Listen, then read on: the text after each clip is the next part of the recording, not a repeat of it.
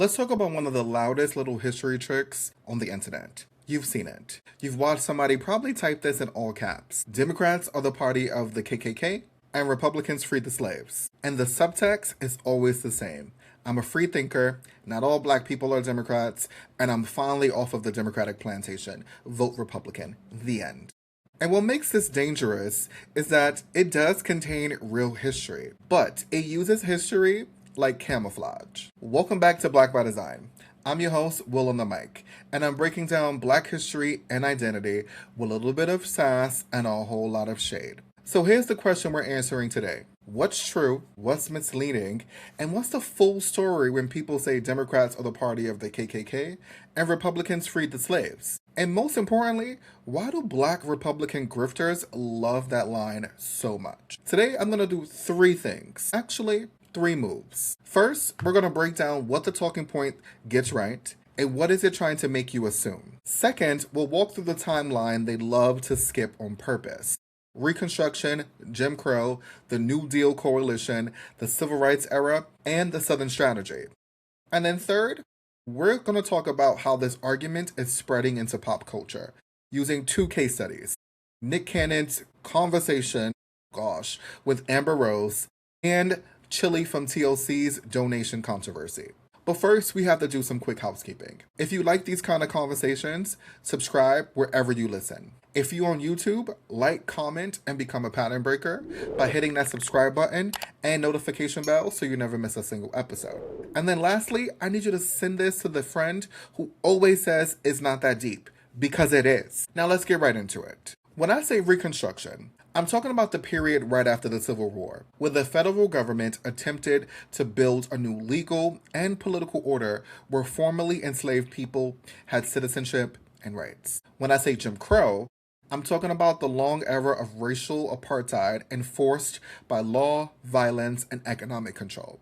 And then when I say party coalitions and realignment, I'm talking about the fact that the parties are not moral bloodlines. Essentially, these are groups of people with shared interests that have shifted over time. And then when I say the Southern strategy, I'm talking about political messaging that sounds race neutral on paper, but is designed to activate racial resentment. And my position on this whole conversation is very simple. This argument uses old party names to hide modern ideology, and it's 100% designed to confuse black people into protecting power that keeps hurting black communities. But here's the part that makes some people really uncomfortable. Because if you don't know, yes, the talking point is very effective because it's not fully false. Yes, the Republican Party of the 1860s, they were the anti-slavery Union First coalition built around Lincoln.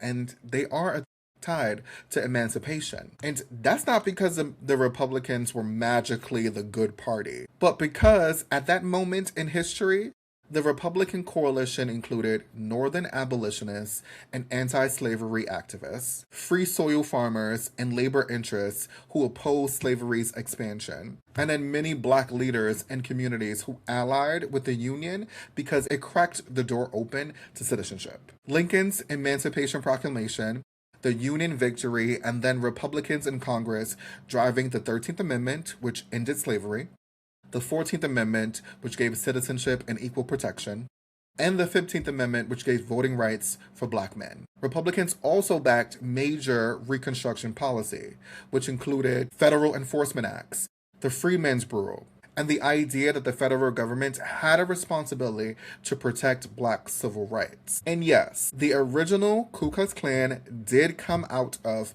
post-Civil War South, and it existed as a counter-revolution. The first Klan formed in Tennessee around 1865 to 1866 and spread as an underground terror network. Its job was not just general racism. They had, and still do, a specific political mission: break black people's ability to vote, organize, and hold office, destroy the Reconstruction order by making participation in democracy physically dangerous, and reinstall white elite control through fear, fraud, and violence. So essentially, yes, the Klan targeted black voters, teachers, and community leaders. They also targeted white Republicans, federal officials, and anyone seen as collaborating with Reconstruction. So when somebody says Democrats were the KKK, they're pointing to a real historical alignment.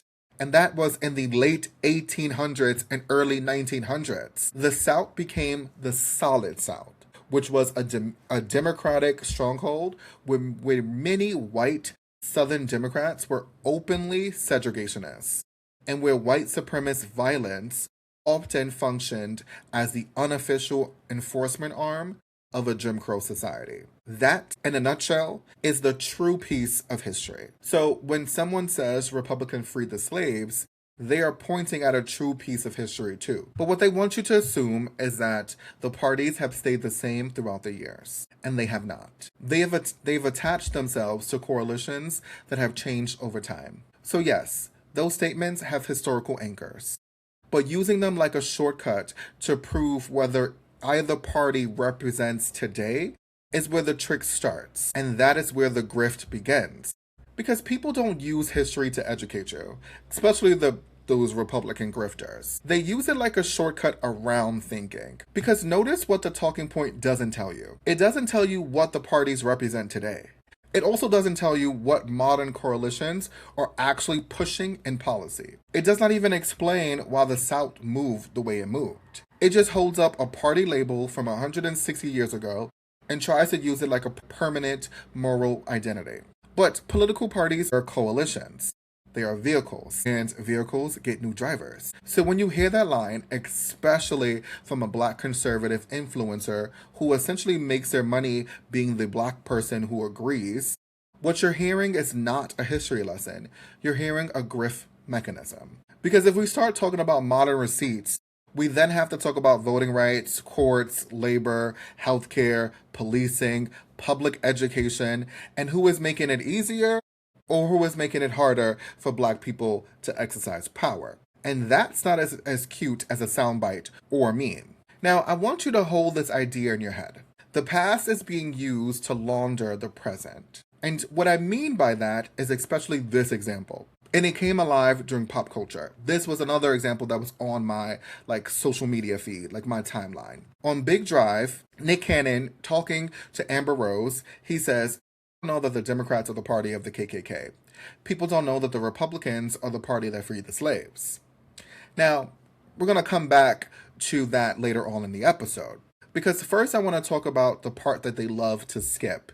Because there is a part in that argument that he said, or that comment that he said, that while it's true, it's also leaving out a big portion of where we are today. Now, what happened was a long, messy realignment. Reconstruction, roughly 1865 to 1877, right after the Civil War, the federal government tries to build a new order where formerly enslaved people have citizenship and public power. This includes constitutional amendments and federal enforcement. And for a moment, and I do mean a moment, Black people actually saw that they were gaining political power in the South.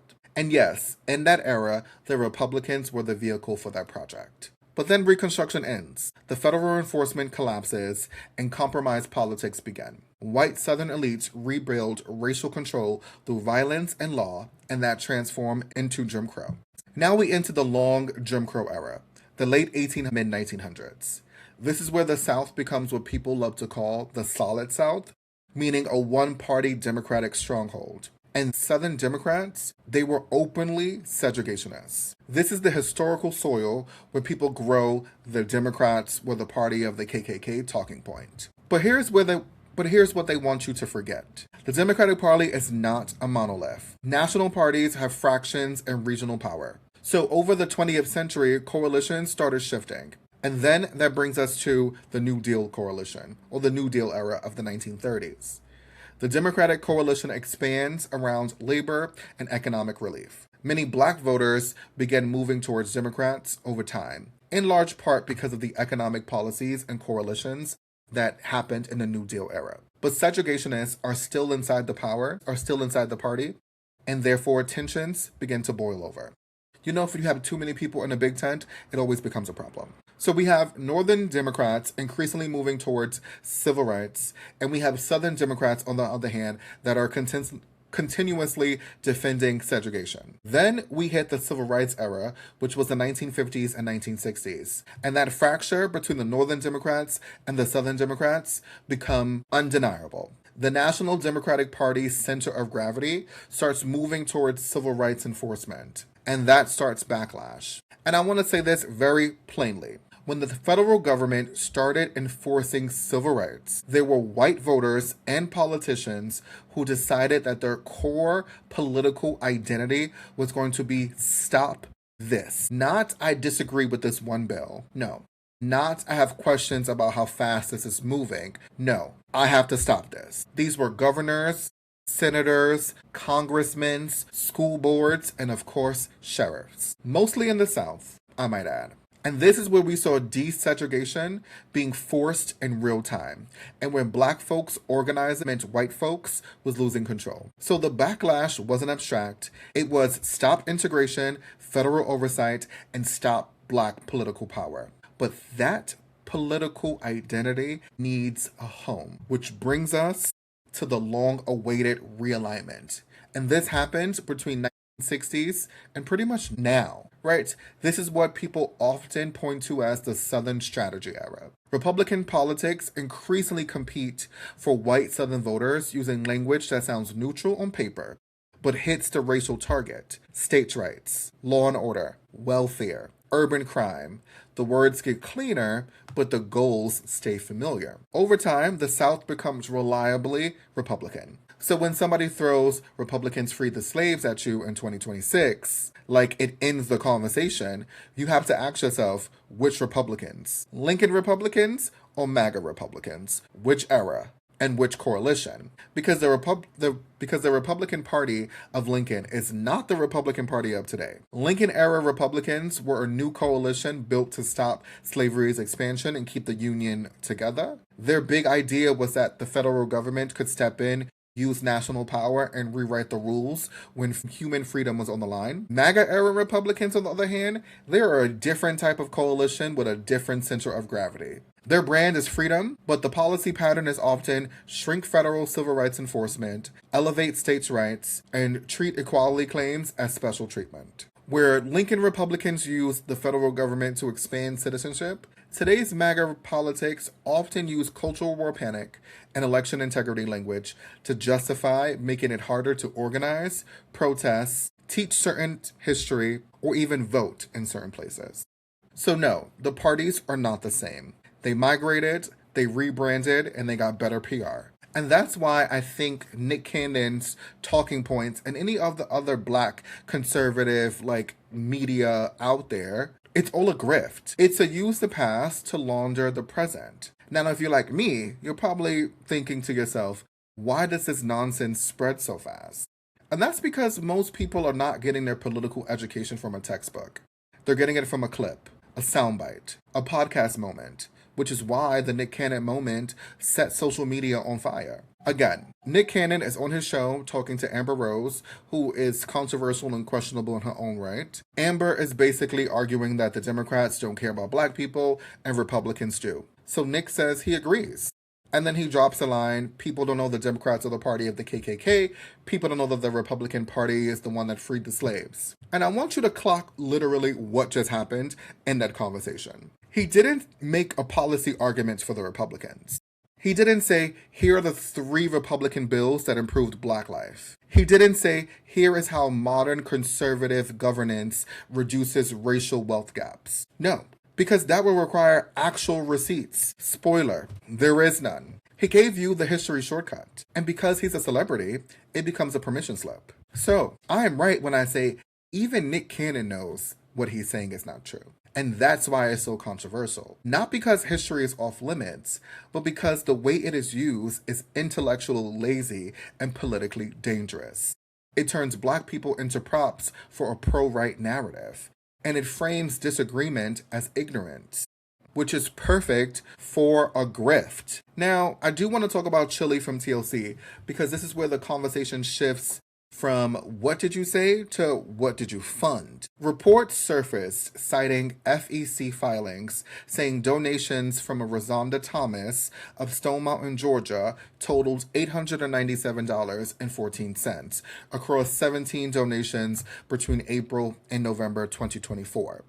The reporting described donations to Trump-allied or GOP-linked fundraising channels like Win Red and Never Surrender INC, plus other GOP-affiliated groups. And listen, the amount is under $1,000, but it's not about the number. It's about the direction.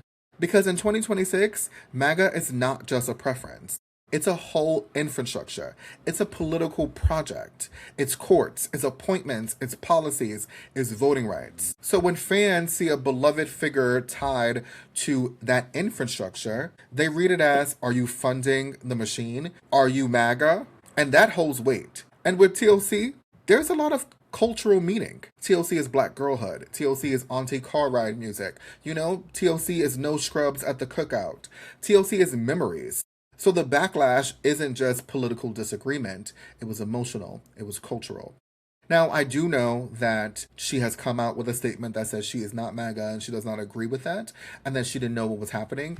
And then there's also receipts, and I have to say, no shade, but the receipts kind of garnered chilly. She's been liking these posts from conservative figures left and right. So I don't know if our girl can say she didn't know what was happening. I think she did, and she didn't realize that the backlash was going to be this heavy. And they have a concert to sell tickets. So I'm not saying that's why she put out the statement and started backpedaling, but I'm not saying that. Okay, do with that as you wish. But that's the bigger lesson here in all of this. Celebrity politics moves fast because it sells vibes. And vibes can be weaponized. Grifters love vibes because vibes don't require evidence. Vibes don't require accountability, and vibes damn sure don't require you to answer the question, who gets harmed? And that's why we need to stop letting politics be delivered to us as entertainment. Because then we start treating power like a fandom. And power is not a fandom. Power is a system. So let's answer the question we started with in the beginning. What's true, what's misleading, and what's the full story when people say Democrats are the party of the KKK and Republicans free the slaves? Fact. Republicans in the 1860s were central to emancipation and Reconstruction, and the KKK rose in the post-Civil War South, targeting Black freedom and the Reconstruction Coalition. Fact. By using that history to prove modern Republicans automatically the pro-Black party is misleading because party coalitions and racial politics have realigned over the decades, especially during and after the Civil Rights era. So the real question is not which party had what label in 1866. The real question is which party today is expanding Black rights and power and which party is trying to restrict them. What becomes clearer is that the talking point isn't history. The talking point is marketing. It's a way to dodge modern receipts by weaponizing old party names. And I want you to do something differently after hearing this. And that is, stop letting anybody recruit you with nonsense. Ask yourself, what are you voting for? What are you funding? And who gets harmed? Now I want to hear from you. What is the most common political myth you hear in your family group chat? Drop your thoughts in the comments, because I promise you, everybody has an example. This has been Blk By Design. Until next time, stay sharp and protect the culture. Bye.